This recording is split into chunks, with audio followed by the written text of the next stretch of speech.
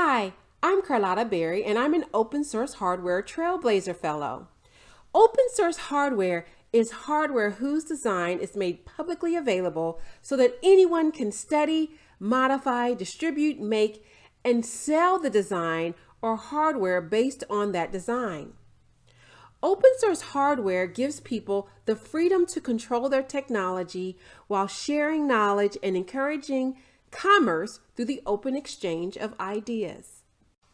My open source hardware is mobile robots. My area of research is in engineering education, robotics education, and human-robot interaction. Human-robot interaction is a field of study to understand, design, and evaluate robotic systems for use by or for humans. It establishes principles to afford natural and effective communication between humans and robots to achieve missions and tasks.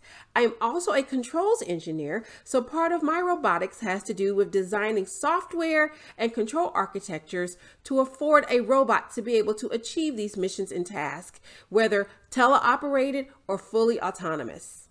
As an open source hardware fellow, I will design a mobile robot platform and guidebook that academics can use to engage in service, teaching, and research. This platform will be flexible and modular enough to be appropriate for novice to expert users of all ages, backgrounds, skill sets, and interests.